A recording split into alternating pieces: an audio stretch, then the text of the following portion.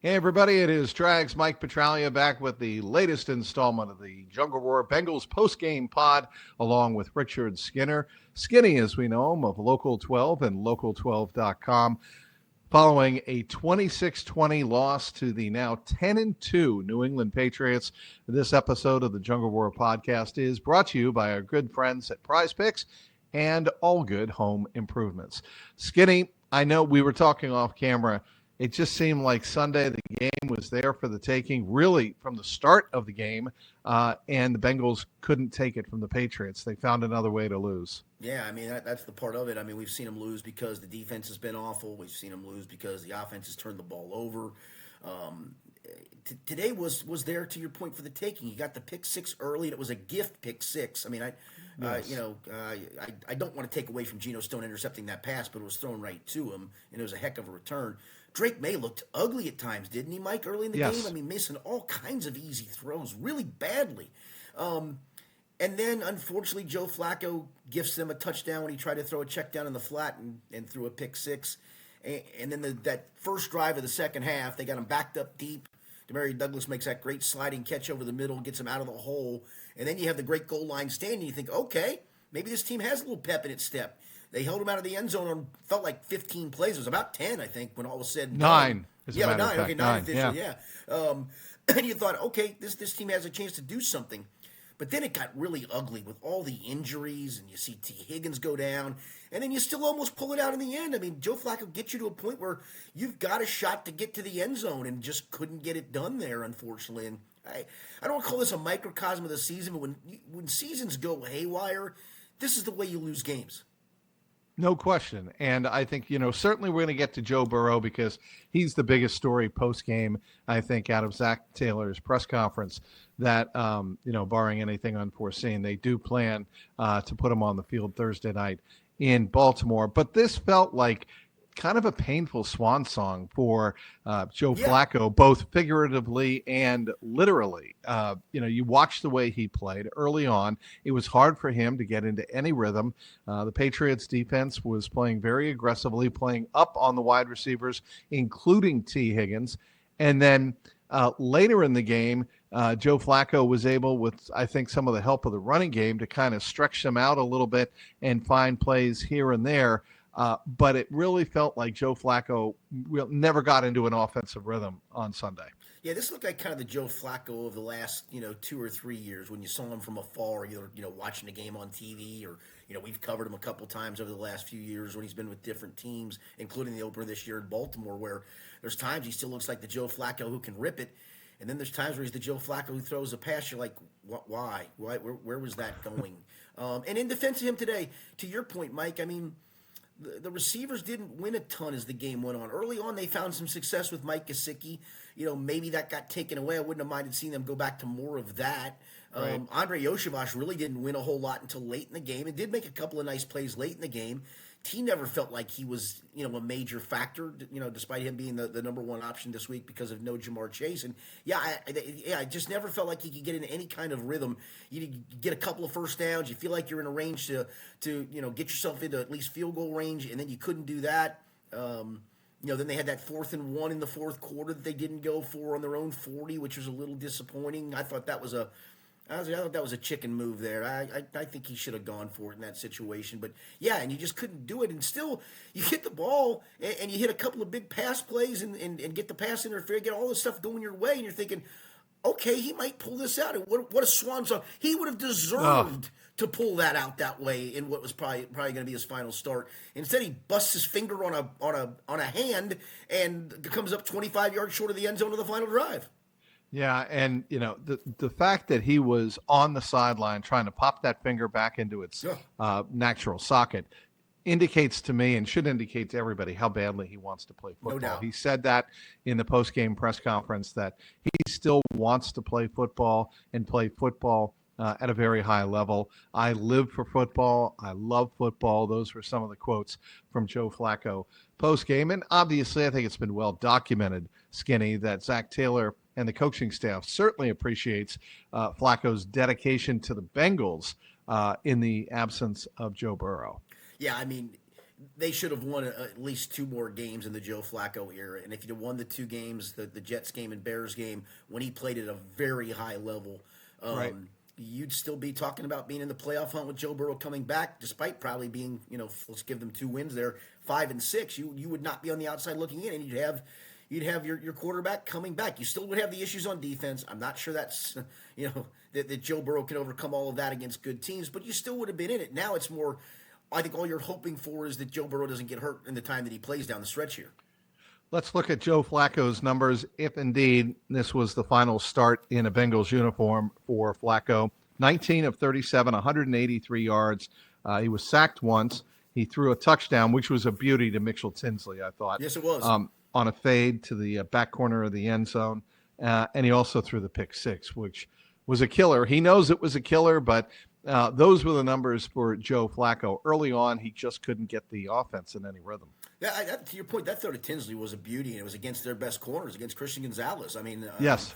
And listen, give Tinsley credit. I mean, it was he beat him off the line of scrimmage, ran a great route. Again, it was a great ball. And then how about the catch he comes up with on that last drive along the sidelines? I mean, yes, good for Mitchell Tinsley, because that was a lot of our story at some point in training camp. You're always trying to find the random guy who kind of piques your eye.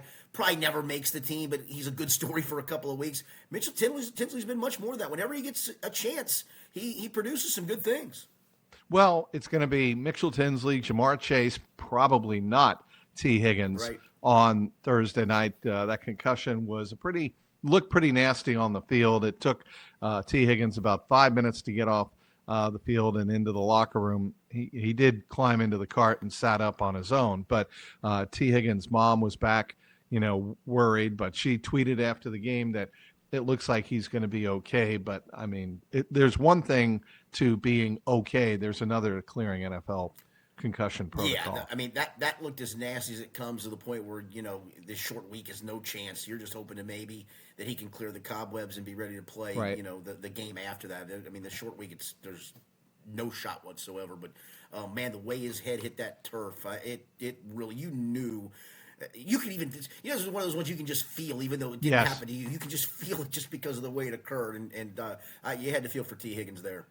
T. Higgins, 5 catches, 6 targets on the day, only 31 yards, and for the first time, I believe it is, in 6 games, he did not have a touchdown catch.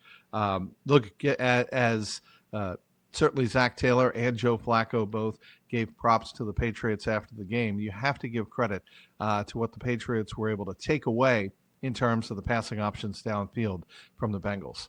Yeah, and their defense really, kind of the reason they won this game, to be honest with you. I mean, they got banged up along the offensive line. They had, two starters on the left side, another starter on the right side who went down at different points in the game. I mean, I don't know. I mean, you only usually carry 3 backup offensive linemen on a game day. I mean, you were stretched to the limit at that point with the injuries that they had.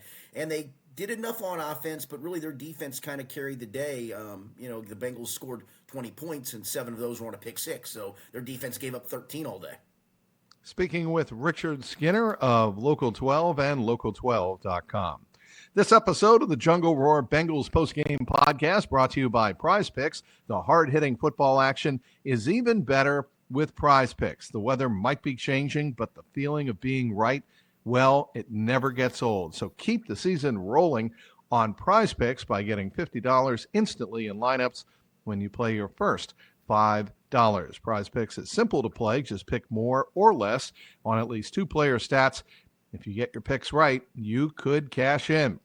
Play Prize Picks to get action on football in more than 40 states, including California, Texas, and Georgia. How about this? Prize Picks is the only app that offers stacks, meaning you can pick the same player up to 3 times in the same lineup. Want to pick more on Josh Allen's passing yards, rushing yards, and touchdowns? Well, now you can pick all of them in the same lineup, only on Prize Picks. Download the Prize Picks app today and use that code CLNS to get $50 in lineups after you play your first $5 lineup. That's code CLNS to get $50 in lineups after you play your first $5 lineup.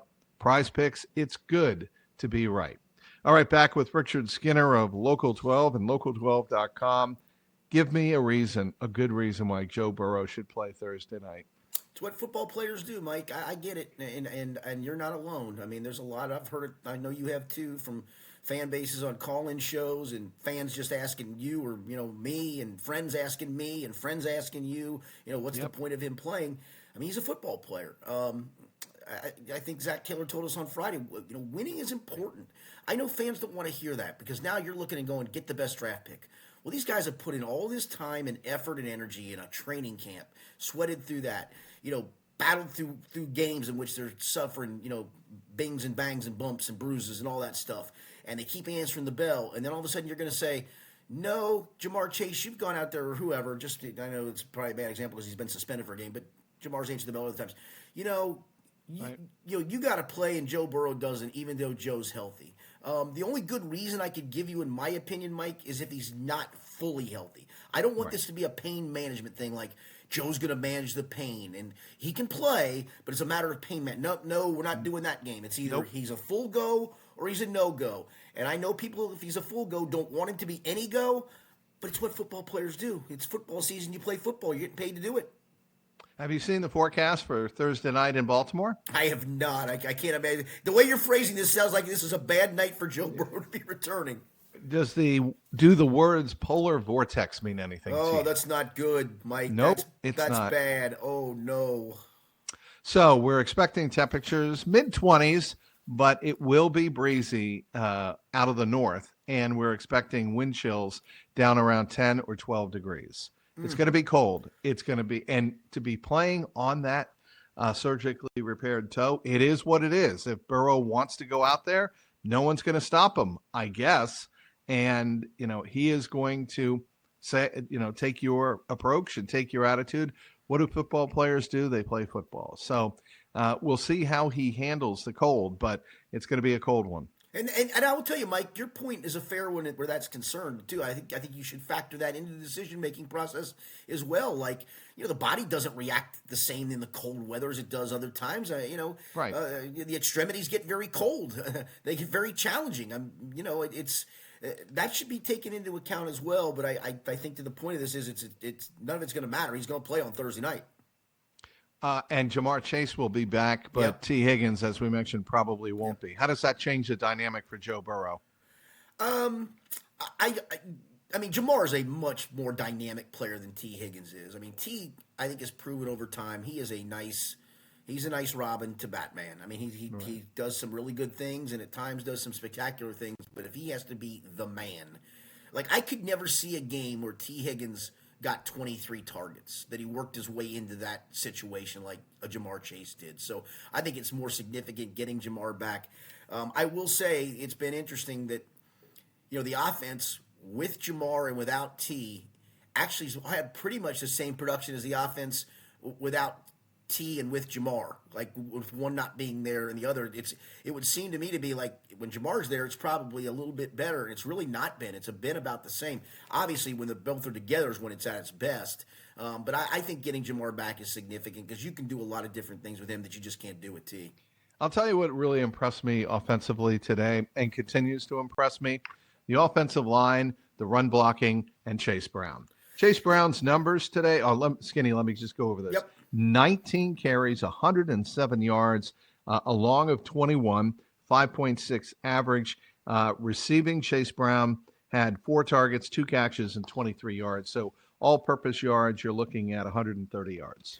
Yeah, I did a fantasy football show early this afternoon, kind of just previewing the game. I do it every once in a while on Sirius Radio, and they were asking me, what can we look for in this game? And he said, Chase Brown hasn't run it well of late. I said, no, Chase Brown's actually run it really well. I said, and his yards from scrimmage are really good of late. I said, right. If it's me, I'd probably find a way to get Chase Brown in my lineup, even though you're playing against the number one run defense. I even said, I don't know what he's going to run for, but I do think he's going to have over 100 yards from scrimmage because they've used him so often in the checkdown game. And the funny part was he did have great efficiency running the football today, and they didn't use him a ton in the check down game.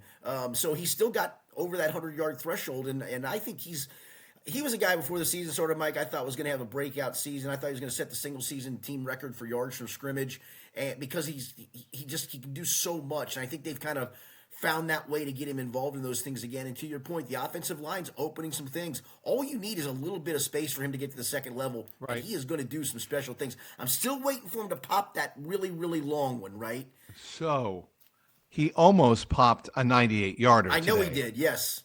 And when he hit the second level, I was sitting next to Charlie Goldsmith and James Rapine, and they're like, uh-oh, here it comes.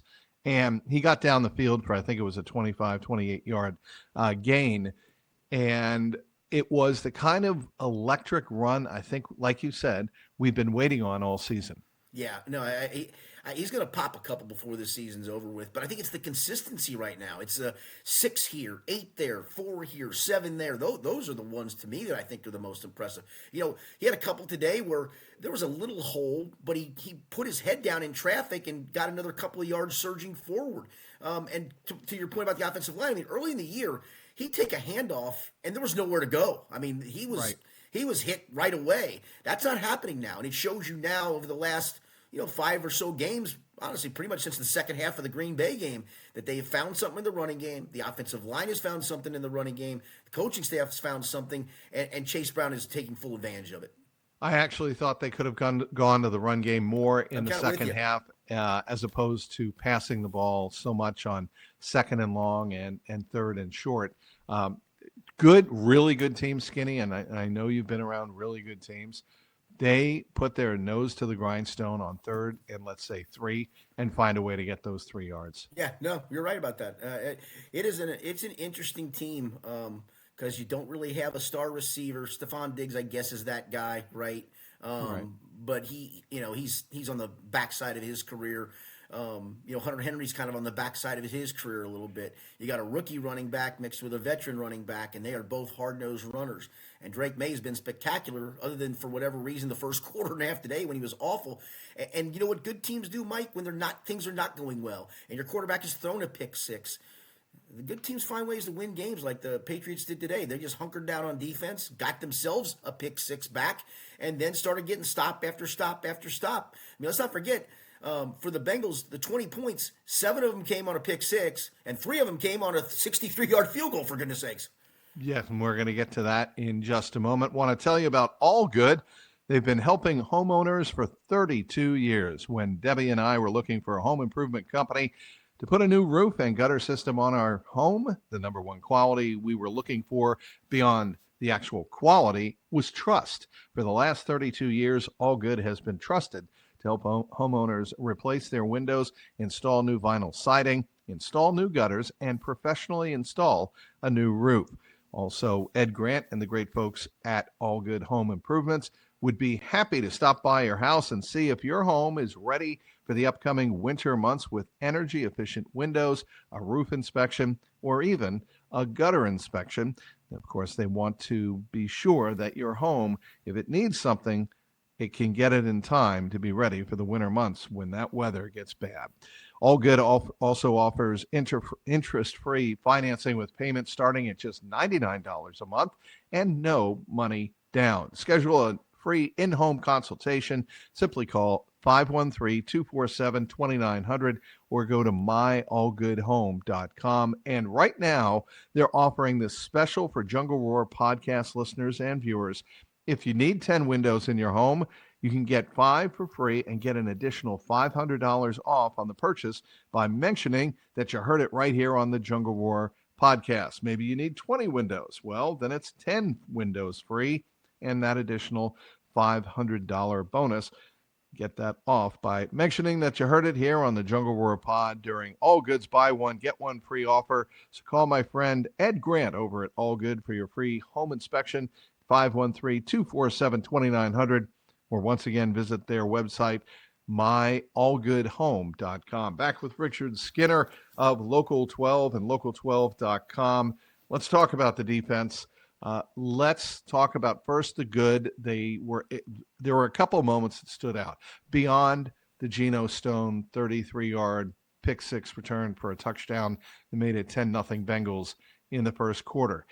There was the stop. I thought one of the best moments of the season defensively for the Bengals when they stopped the Patriots 9 times inside the 10-yard line. Yeah, especially look. I mean, you're 3-7, right? They're about to go up 2 scores on you, and it could have been a woe is me moment. Like, it was a penalty that got us down here.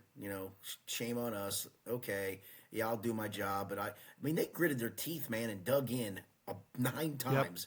Good for them. I thought they were, Mike. I know you've complained about this, and rightfully so. I thought they were more physical run defensively Yes, today. I really no did. I doubt. thought, I mean, I saw Geno Stone stick his nose in a few times.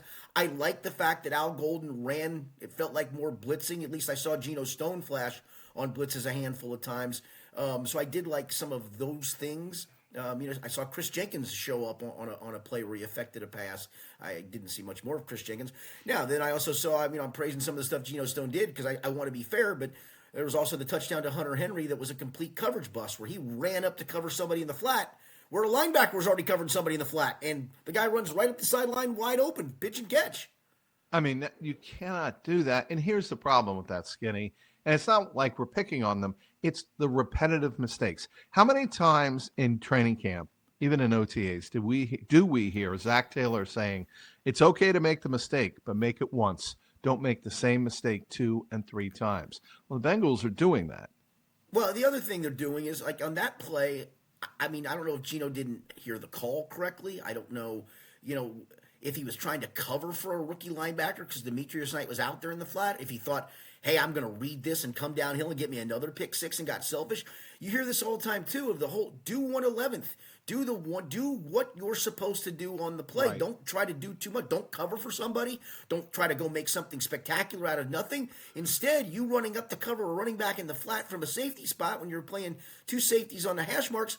Guy was right in your vacated spot for an easy touchdown. Did you think the linebacker was going to cover for you back there? So, speaking of the linebackers, the Bengals are going to have to do something in the offseason when they address all levels of their defense, Yep. specifically linebackers. I am not going to kill Barrett Carter and Demetrius Knight Jr., and here's why. They're rookies. Yep. If you expected them to come in as upper middle round picks and be playmakers right away, shame on you.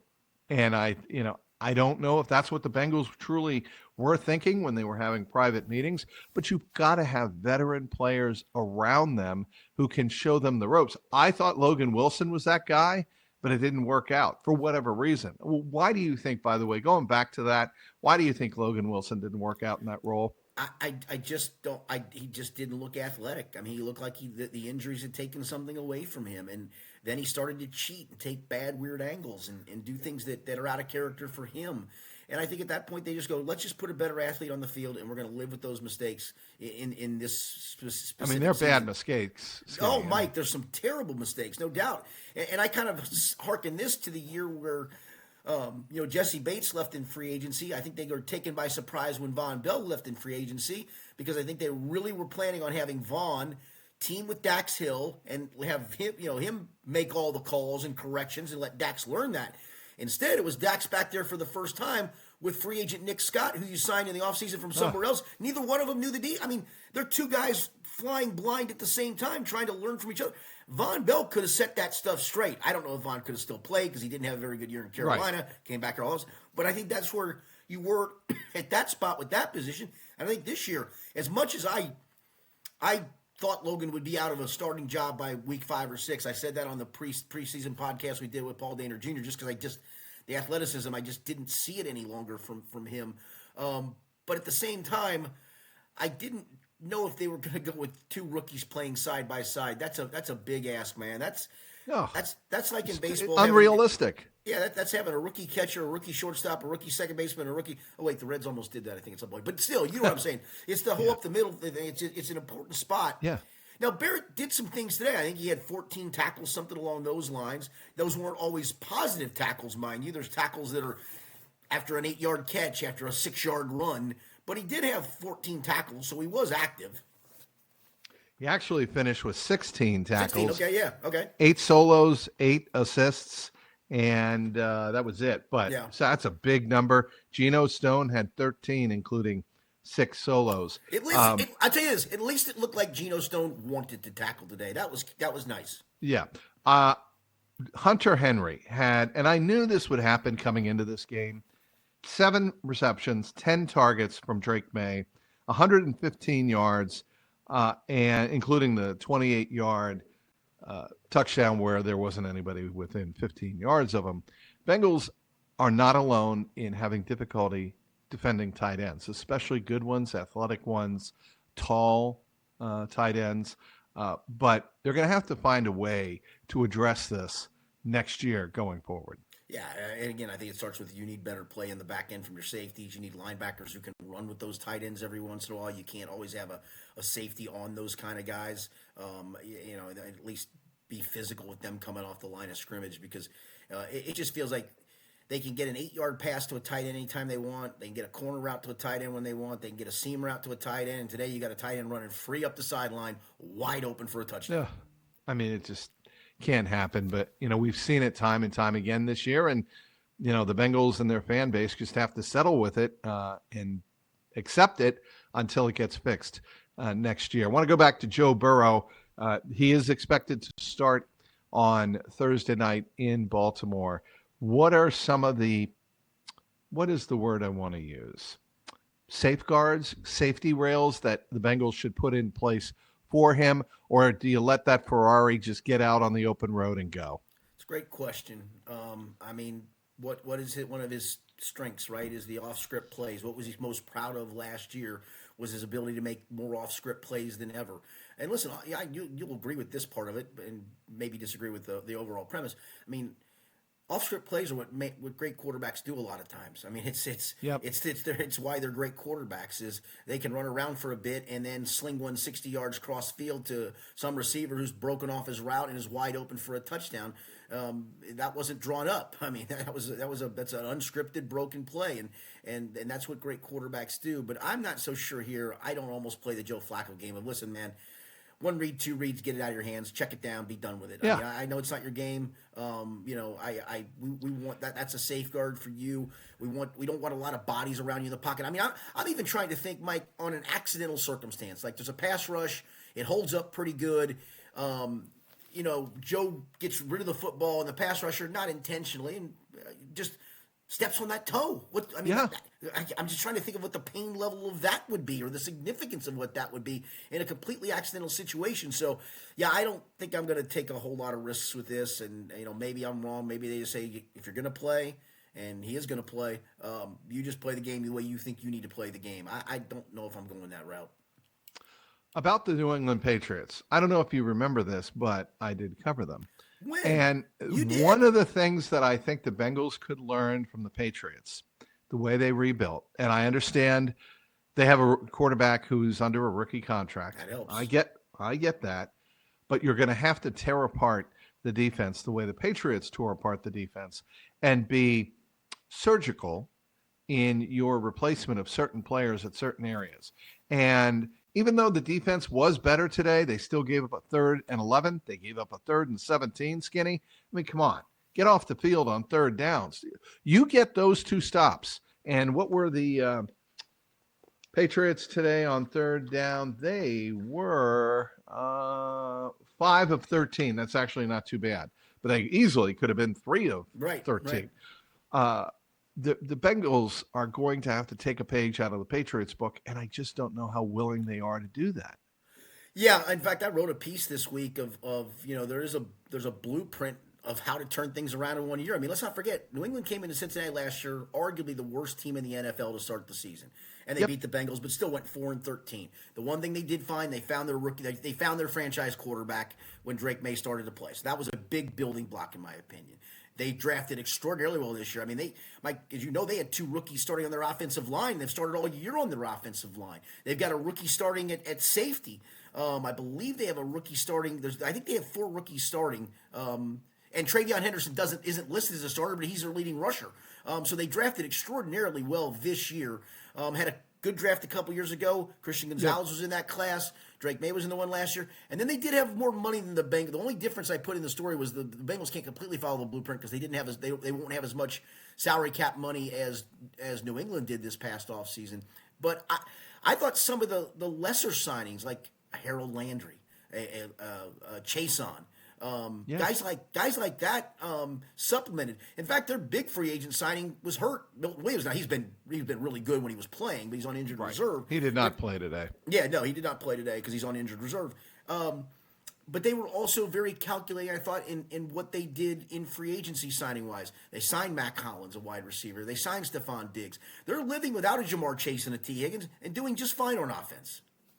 They are. And again, this comes back to, well, do you regret signing Jamar Chase and T. Higgins? I don't.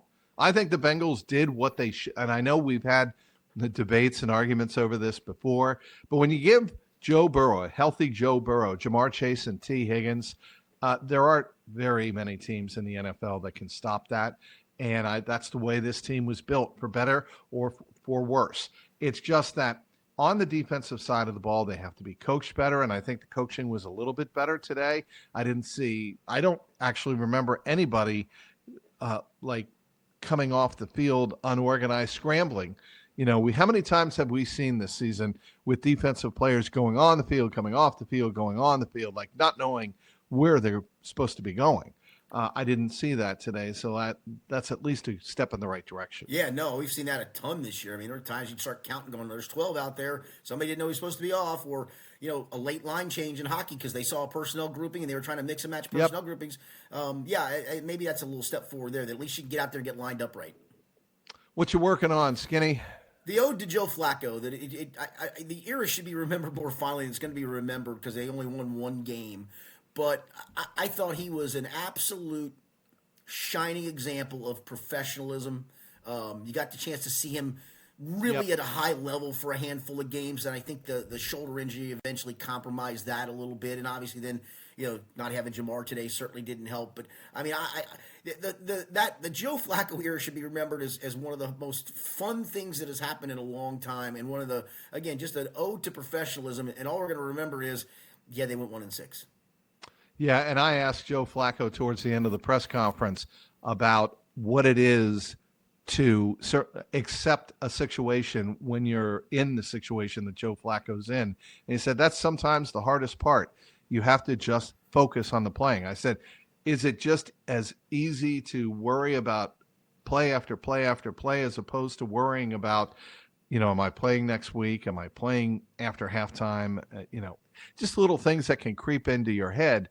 And I thought Joe Flacco gave an outstanding answer to that. Yeah, I mean, he's just a big process guy, and I think a lot of successful people in the league are process guys and not big picture people, and he's one of those. And I mean, just to come in on a Tuesday and start on a Saturday and then start playing at a high level, and you start dreaming of, hey, he's going to really get them to Joe Burrow. He's really going to do this. And unfortunately, the defense let him down, and then he kind of turned into a pumpkin a little bit. But I just think what all he did should be remembered far more fondly than it's ever going to be remembered.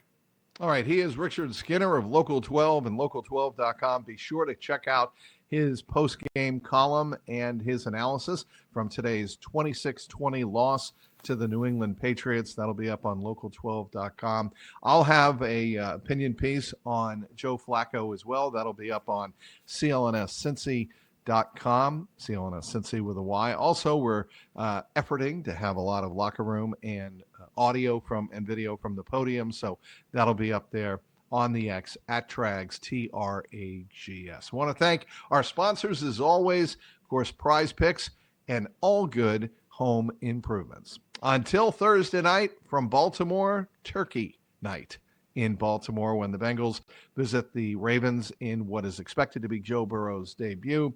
He's Richard Skinner. I'm Mike Petraglia. Keep that jungle roaring.